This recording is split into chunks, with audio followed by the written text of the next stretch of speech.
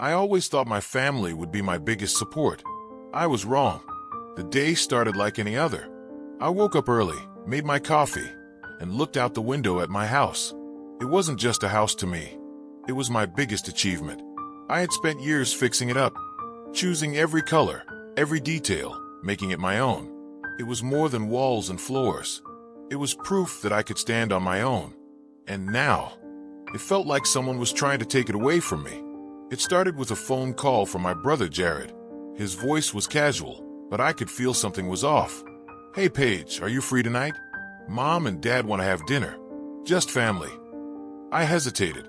Jared didn't call me often, and when he did, it usually meant trouble. "Dinner? Is something wrong?" "No, of course not," he said too quickly. "Just come, okay?" I agreed, but as soon as I hung up, my stomach twisted. My family never invited me to just a dinner. There was always an agenda. I spent the rest of the day distracted. I tried to focus on work. I was an interior designer, and I had an important project coming up, but my mind kept drifting back to Jared's call. By the time I got to my parents' house, I was already on edge. The dinner started normally. My parents, my two brothers, and I sat around the table. Mom had made lasagna, my favorite, like she was trying to soften me up. "So," my dad said, putting down his fork, "Paige, we were talking, and we think it's time you made some smart decisions about your future." I put my fork down too. "Here it comes." "What do you mean?" I asked, keeping my voice calm. Jared cleared his throat. "The house, Paige. It's too big for you. You live there alone. It's a lot to manage." I crossed my arms. "I'm doing just fine." My other brother, Ethan, leaned in. "We just think maybe you should consider selling, or at least letting us use it for something productive." I let out a sharp laugh. "Something productive? Like what?" Dad sighed like I was being difficult. "Jared has a project. He needs investors, and if we use the house as collateral, we can secure the funds." My jaw clenched. "You want to use my house as collateral for Jared's business?" Jared waved a hand. "It's just temporary. You wouldn't even notice."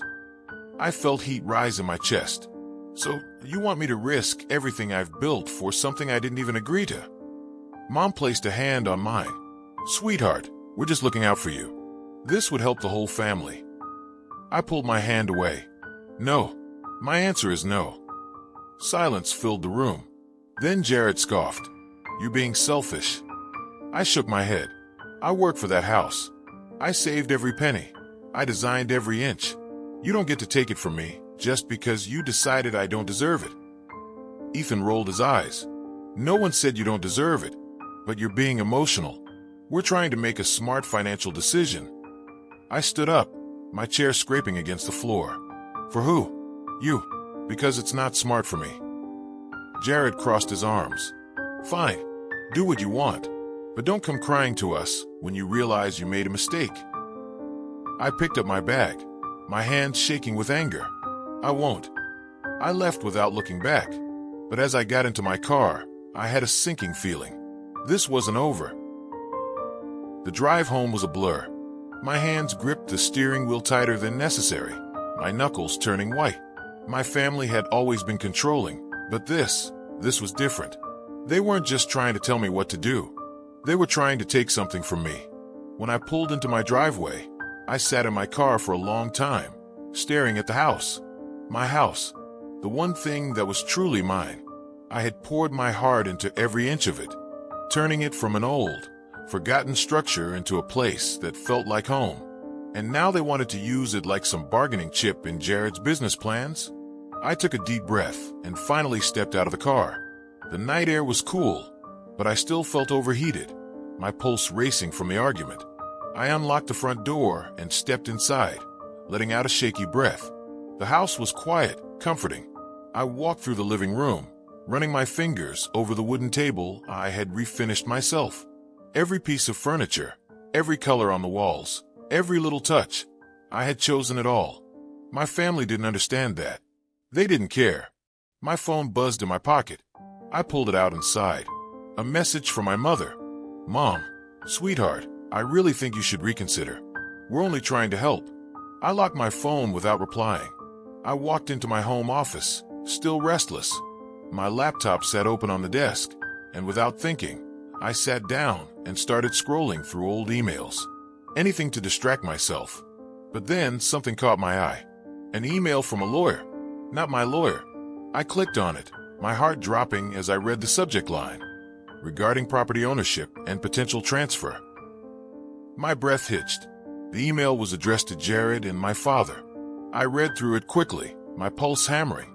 The lawyer was discussing the legal process of transferring ownership of my house. My stomach turned. They had already started looking into it. They had a plan, and they didn't even think I needed to know. I leaned back in my chair, my mind spinning. This wasn't just a bad idea they were throwing around. They were serious. A rush of anger surged through me. I wasn't going to let them do this. I pulled out my phone again, this time dialing my own lawyer. He answered on the second ring. Paige, what's going on? I need to know how airtight my ownership is, I said, my voice sharper than usual. And I need to know if my family has any legal way of interfering with it. He was quiet for a moment. Did something happen? I exhaled, trying to steady myself. They're trying to use my house as collateral for Jared's project. And now I found an email between them and another lawyer, talking about property transfers. I heard him shift on the other end. Do you want me to look into this? Yes, I said immediately. And tell me if there's any way they can do this without my permission. I'll get back to you soon, he promised. After I hung up, I stared at the screen, my hands still shaking.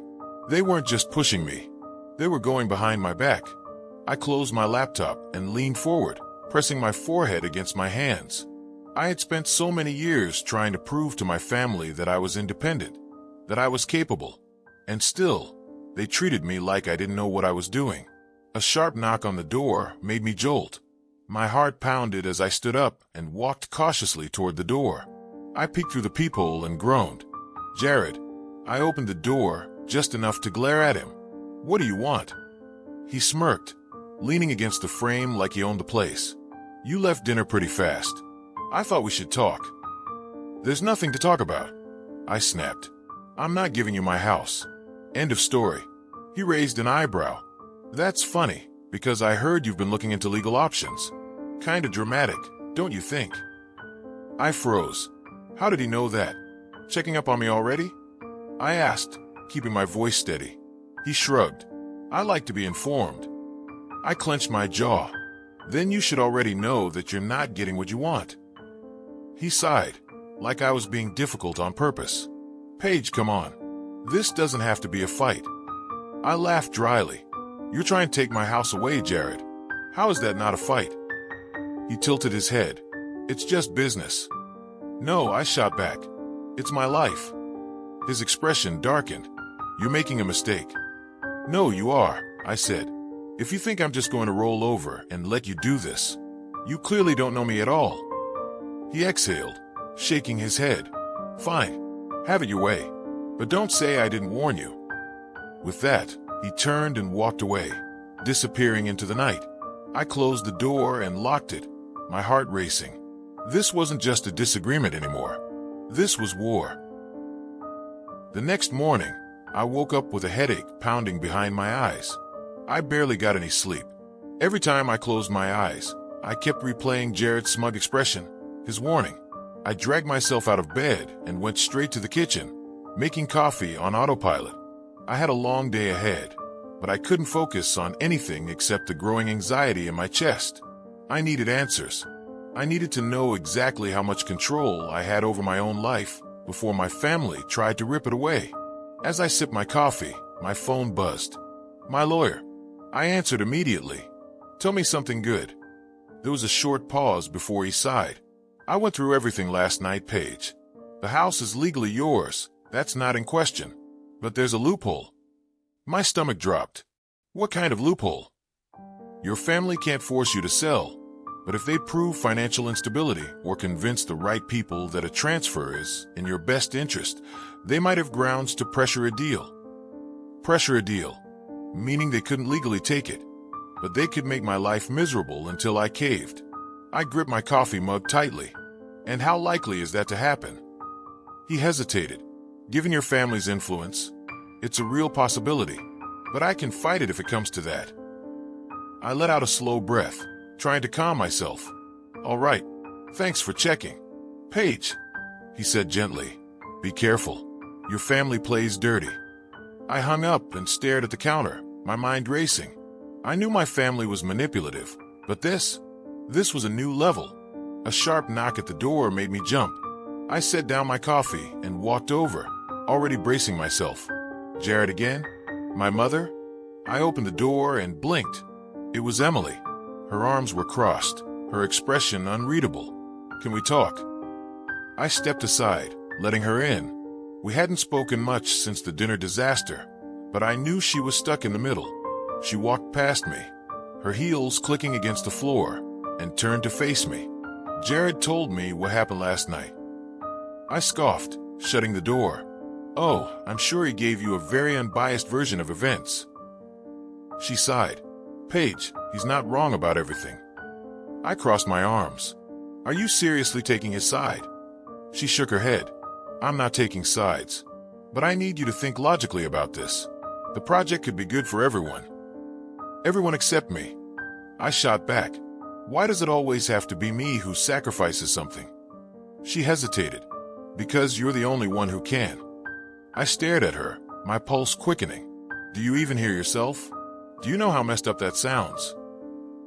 She looked away. I'm just trying to keep the family together. I exhaled sharply. No, you're trying to keep them happy. There's a difference. Her jaw tightened. So what? You're just going to fight all of us? Shut everyone out. If that's what it takes to keep my life from being controlled, then yes, I said firmly. She watched me for a long moment, then shook her head. You don't understand, Paige. You never have. I frowned. What's that supposed to mean? She looked conflicted, like she wanted to say something but couldn't. Then she sighed. Nothing. Just don't make things harder than they have to be. With that, she turned and walked out, leaving me standing there, confused and furious. What was I missing? I ran a hand through my hair, frustration boiling in my chest. My own sister couldn't even support me. I needed to clear my head. Grabbing my keys, I left the house, driving aimlessly for a while. I ended up at a quiet coffee shop downtown, hoping the change of scenery would help. I ordered a drink and sat by the window, staring outside. I needed a plan. I couldn't just wait for my family to make the next move. As I sipped my coffee, my phone buzzed again. An unknown number. I frowned and answered cautiously. Hello. A smooth male voice came through the line. Paige Carter. Who's asking? There was a slight pause. I represent a client who has a strong interest in your property. I was hoping we could discuss a potential deal. My grip on the phone tightened. I'm not selling. Another pause. That's unfortunate, but I'd encourage you to reconsider. My client is willing to be very generous. I clenched my jaw. And who is your client? He chuckled. Someone who believes your house would be better used for business. My stomach twisted. Jared. I exhaled slowly. Tell your client he's wasting his time. The man on the phone sighed. I was hoping you'd be reasonable. But if you won't take the easy way, there are always other options. A chill ran down my spine. Is that a threat? Just an observation. The line went dead. I sat there, gripping my phone, my heart pounding. They weren't just trying to convince me anymore. They were trying to scare me. I sat in the coffee shop, gripping my phone so tightly my knuckles turned white. My heart pounded as the words from the call echoed in my head. There are always other options. I had no doubt that was a threat. A subtle one, but a threat nonetheless. I glanced around, suddenly feeling exposed. Was someone watching me? My family had power, but I had never thought they'd go this far. Pressure? Sure. Manipulation? Always. But vague threats through unknown numbers? That was new. I took a deep breath, forcing myself to think logically. If they were trying to scare me, it meant I still had the upper hand. They wouldn't be threatening me if they had already won. That thought gave me a sliver of confidence, but it wasn't enough to shake the fear completely. I pulled up my recent calls and saved the number. Not that it would do much good. I was sure it was some disposable phone they wouldn't use again. Still, I needed to start keeping track. I wasn't just dealing with emotional manipulation anymore. This was something else. Finishing my coffee, I stood up and walked out of the shop, keeping an eye on my surroundings. My car was parked just a block away, but every step felt heavier, like I was walking into something I didn't fully understand.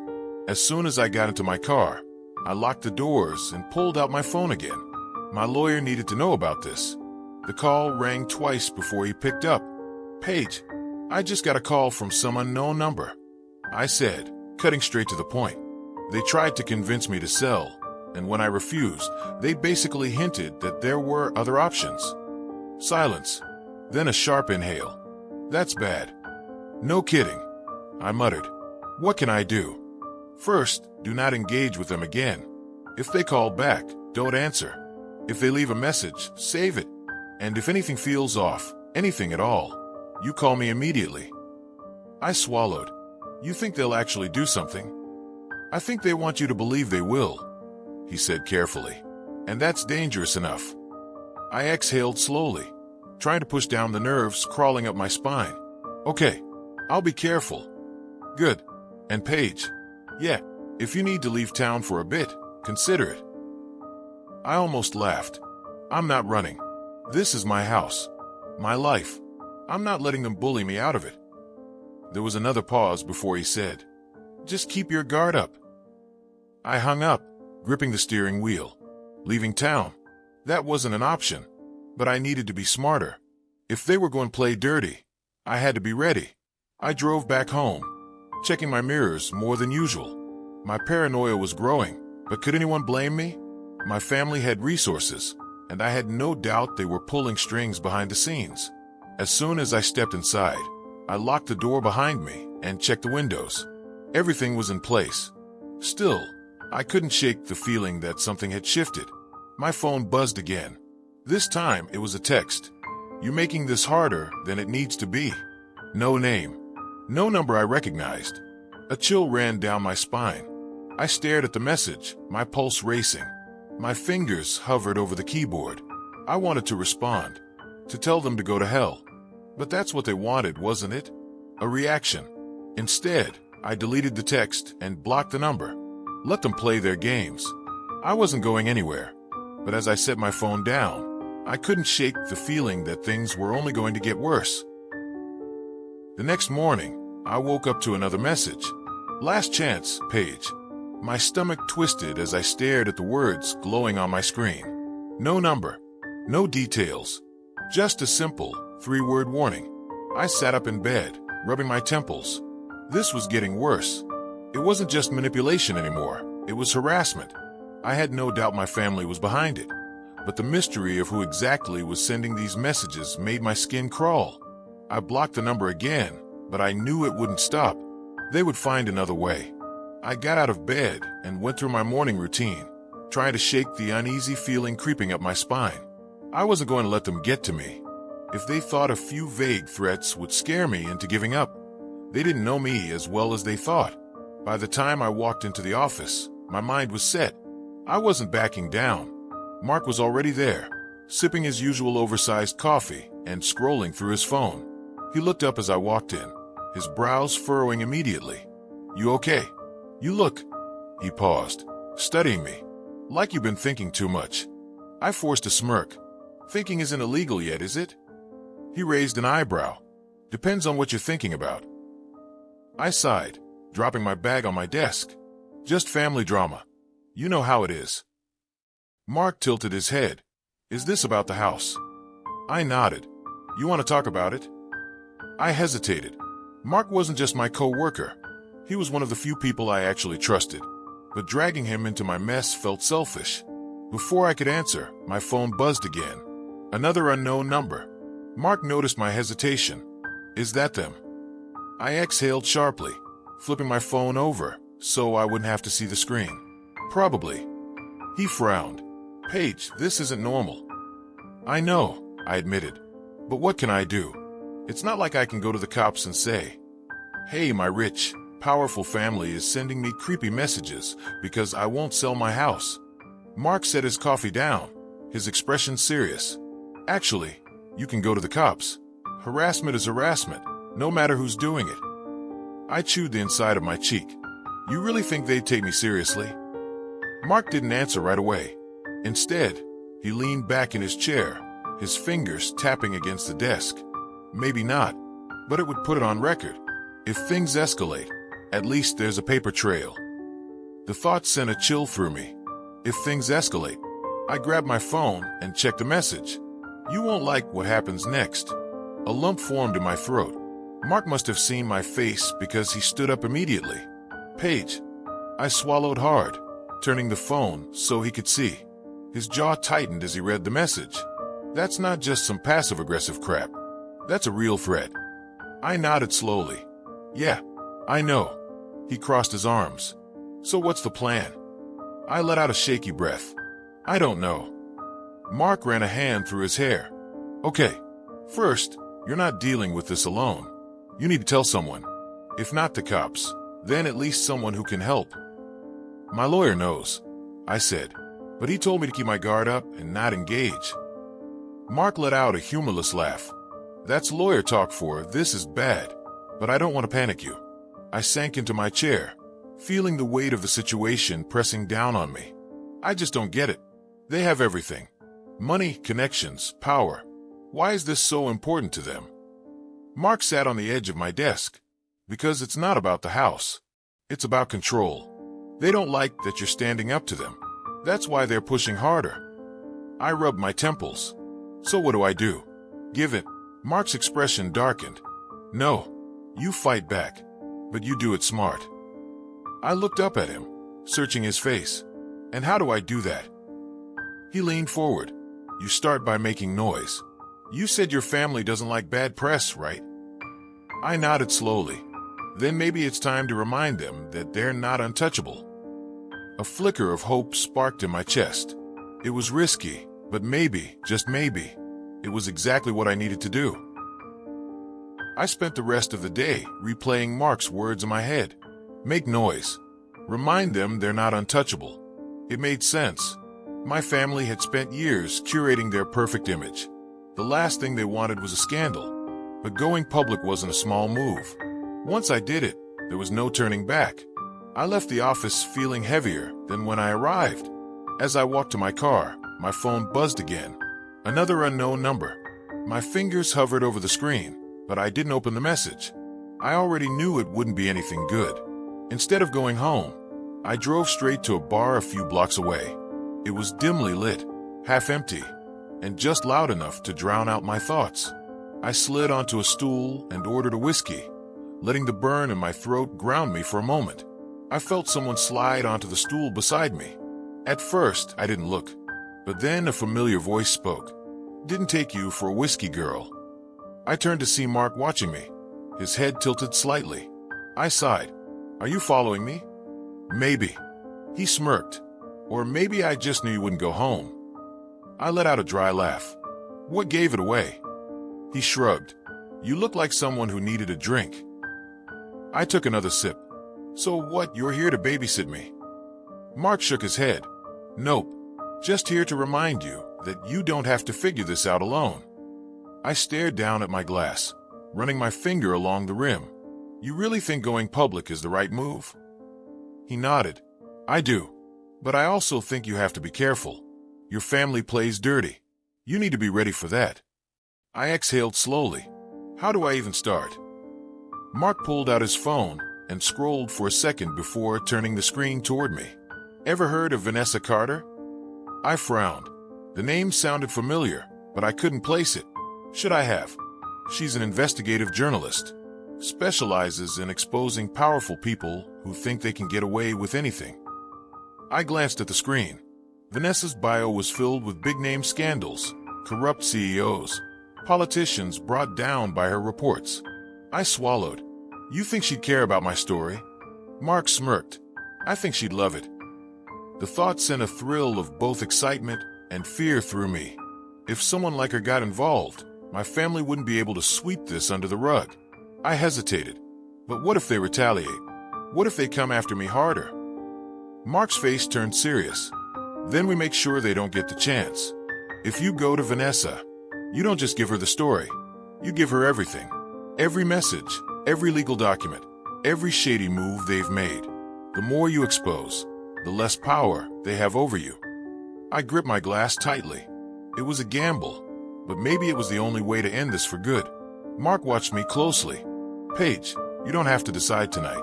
But think about it. You deserve better than living in fear. I met his gaze and, for the first time in days, felt a flicker of control returning to me. Maybe it was time to stop playing defense. Maybe it was time to fight back. I woke up the next morning with a pounding headache and a decision weighing on my chest. Mark's words from the night before kept playing in my mind. Make noise. Remind them they're not untouchable. It sounded so simple when he said it, but I knew it wasn't. If I did this, if I took this public, there was no telling what my family would do. I sat up in bed, rubbing my temples, and reached for my phone. There was a message from an unknown number. I hesitated before opening it. You don't want to do this. You have no idea what you're getting yourself into. I stared at the screen, my blood turning to ice. There was no name, no signature, but I didn't need one. I knew exactly who it was from. My father. A bitter laugh escaped my lips. He wasn't even trying to be subtle anymore. I clenched my jaw and stood up. If they thought a few threatening messages would scare me into silence, they were wrong. By the time I got to work, I had already made up my mind. I was going to meet Vanessa Carter. Mark had sent me her contact info late last night, along with a simple message. If you're ready, she'll be waiting. I stepped into my office, shut the door, and took a deep breath before dialing her number. She picked up on the second ring. This is Vanessa. I swallowed. Hi, this is Paige Calloway. Mark Foster gave me your number. There was a brief pause. Then, I was wondering when I'd hear from you. Her voice was smooth, professional, with an edge of curiosity, like she already knew I had a story worth hearing. I exhaled. I need help, and I think you're the only person who can give it.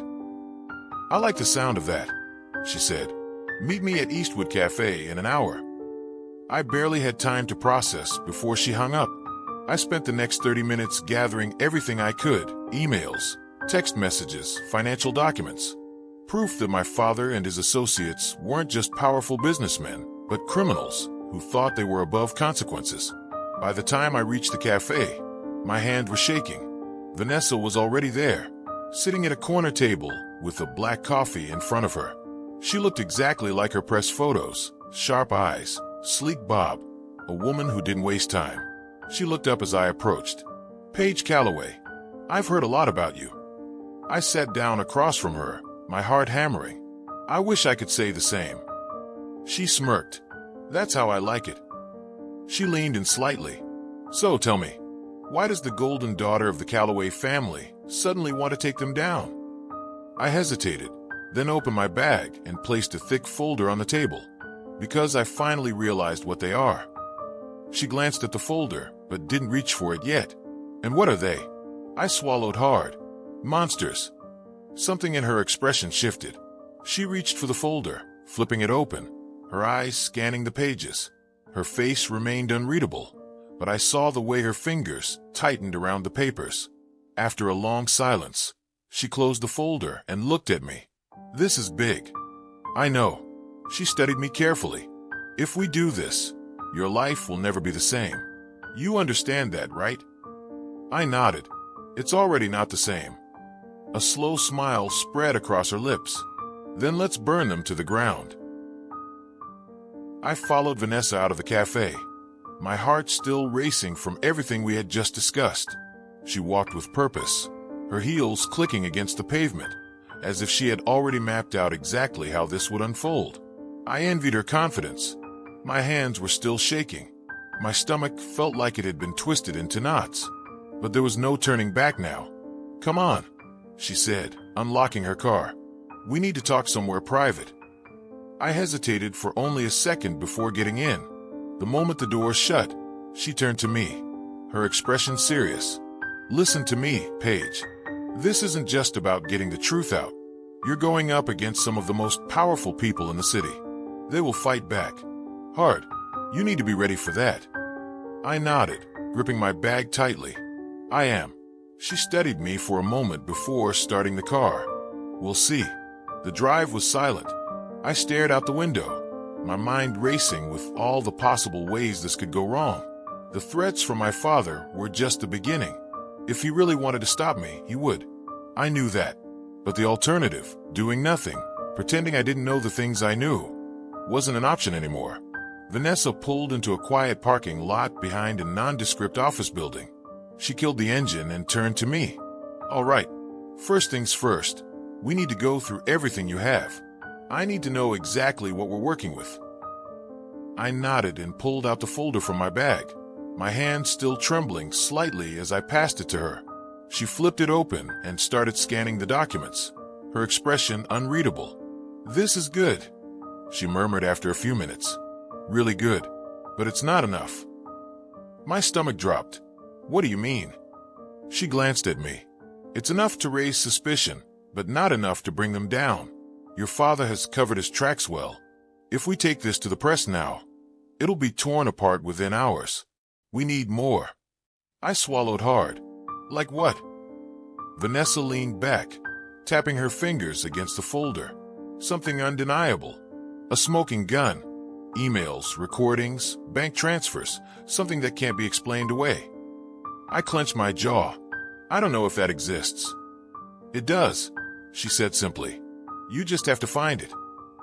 I exhaled shakily. "And how exactly am I supposed to do that?"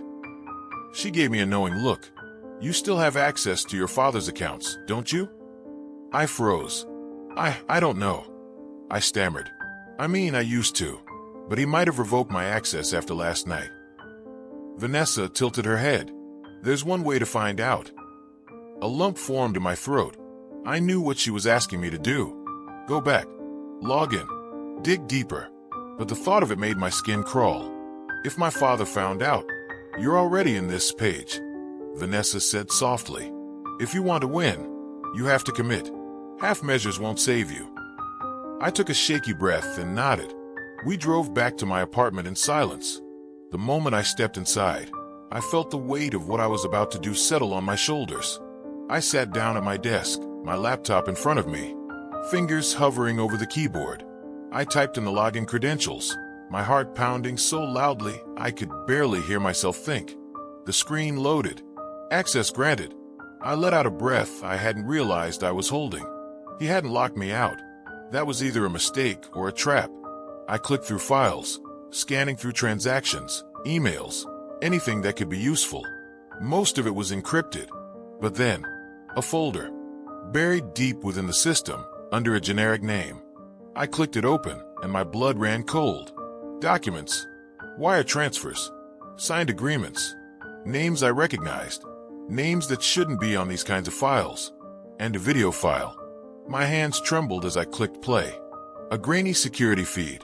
A man sitting across from my father. Their voices were muffled, but the meaning was clear. A deal. An exchange of money.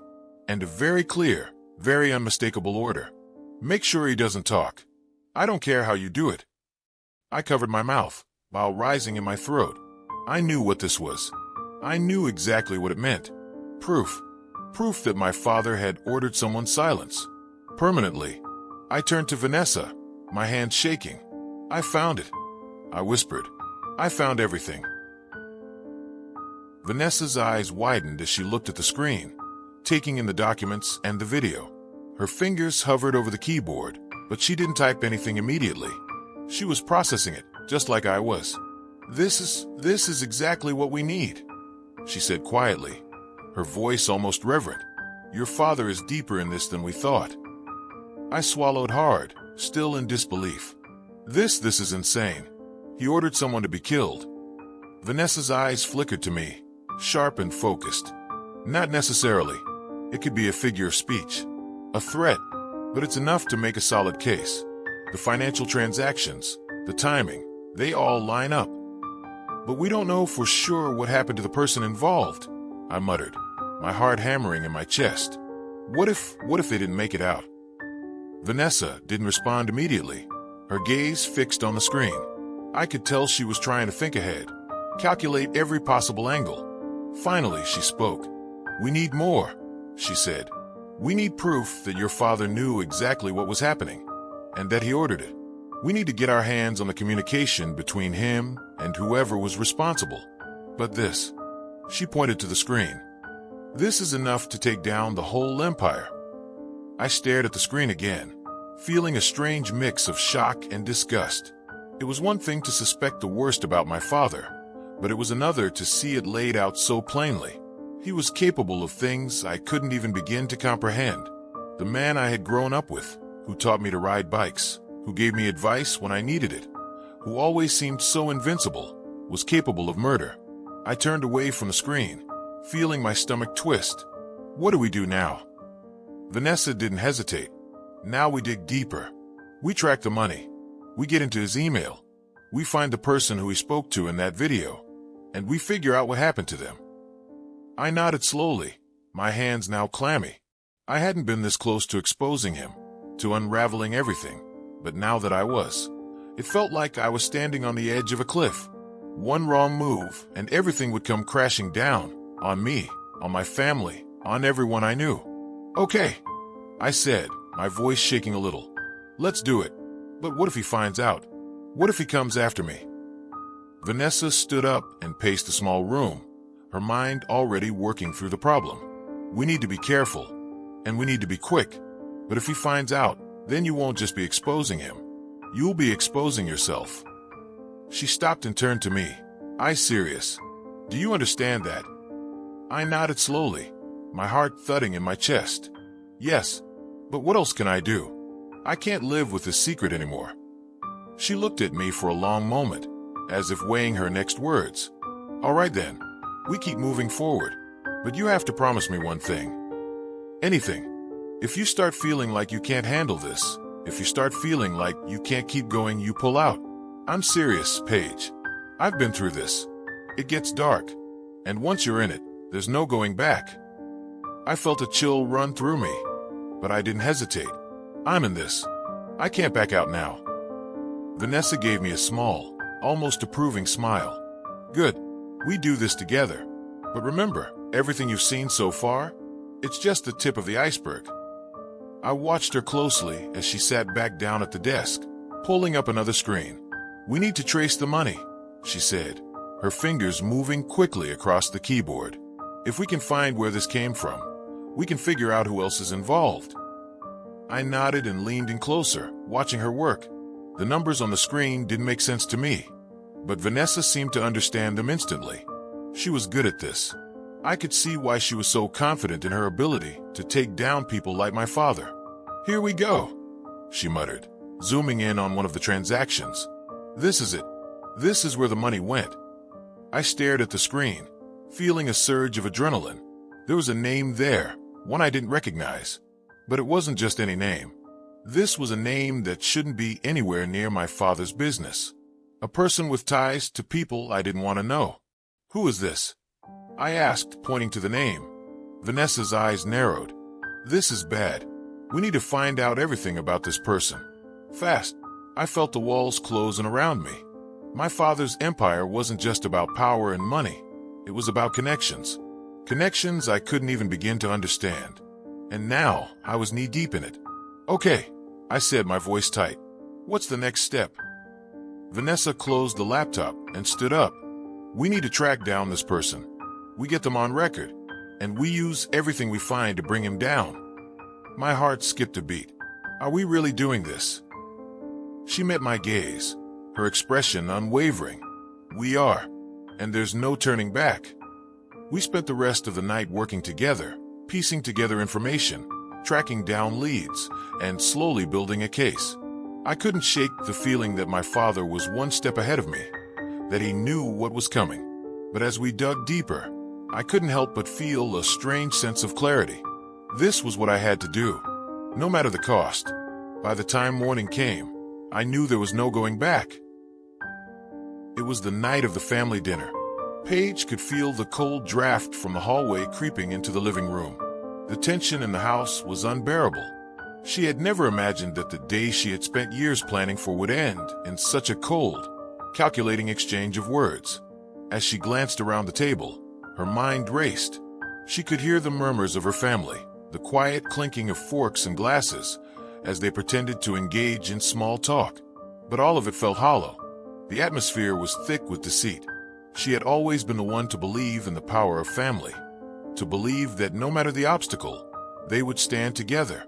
But tonight, that belief was crumbling. The truth had been laid bare. Her family wasn't here for her. They weren't here to celebrate her successes or her dreams. They were here for something else, something far darker. Her mind returned to the documents she had received earlier, the ones that had threatened her future, the ones that had made her question every decision she had made, every step she had taken to get to this point. Paige had worked tirelessly on her house, pouring her heart and soul into every corner.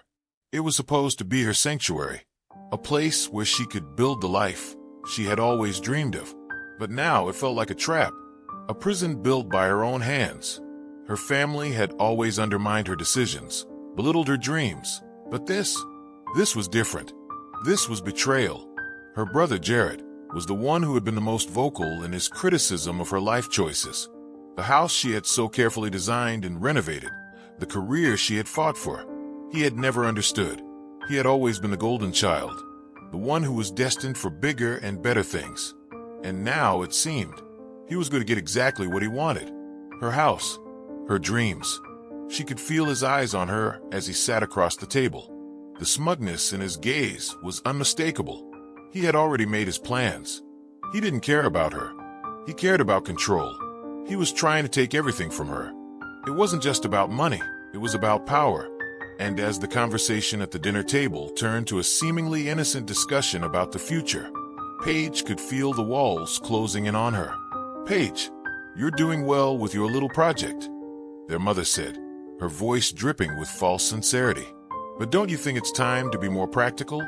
Maybe it's time to start thinking about your future, your financial future." Paige could barely contain the anger bubbling up inside her. Her mother, who had never believed in her dreams, was now trying to convince her to sell her soul for the sake of security. It was always about what made sense to them, never about what made sense to her. She clenched her fists under the table, trying to stay calm. "I'm not interested in selling, Mom," she said through gritted teeth. "I've worked too hard for this. I'm not just going to give it all away." Her father, who had been quiet up until now, finally spoke. "Sweetheart, you have to understand. Things change. You can't live in a dream world forever. There are things to consider. Things you might not be able to handle on your own." The words stung. She had heard them all her life, the same old routine. "You're not capable of this. You need to think practically." They were the voices of doubt, constantly whispering in her ear, making her question her abilities. But she had proven them wrong time and time again. "I can handle this," she replied, her voice steady. "And I will handle it. This is my life, my house, and I will make my own decisions." But even as she spoke, she could feel the pressure mounting. The weight of their expectations was crushing her.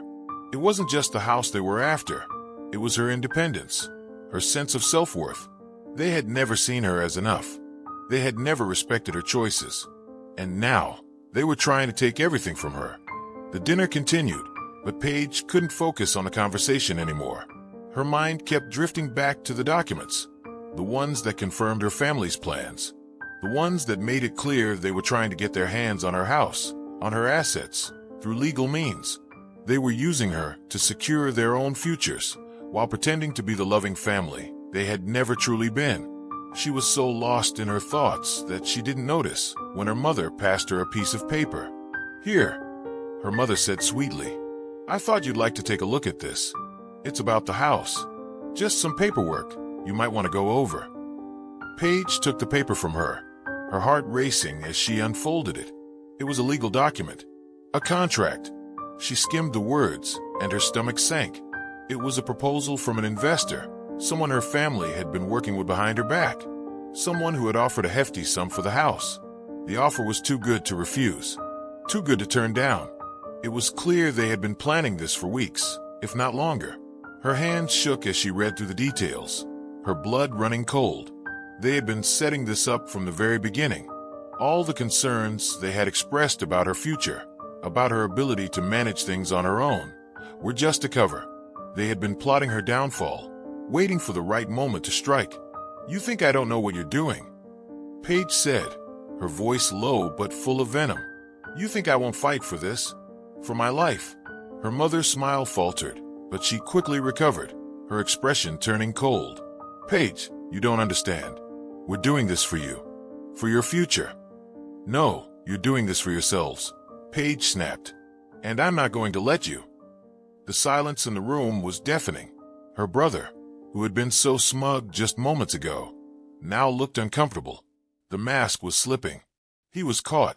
"You don't have a choice," her father finally said, his voice dark with finality. "We've already spoken to the investors. This is happening." But as he spoke, something inside Paige snapped. She wasn't going to let them take everything from her, not without a fight. She had worked too hard, sacrificed too much to let them tear it all down. "I'll make sure this never happens," she said, her voice steady but filled with conviction. "I'll take you to court if I have to. You'll never get your hands on this house." Her family exchanged looks, but it was clear they weren't prepared for her defiance. For the first time, Paige felt a sense of power, a sense of control she had never experienced before.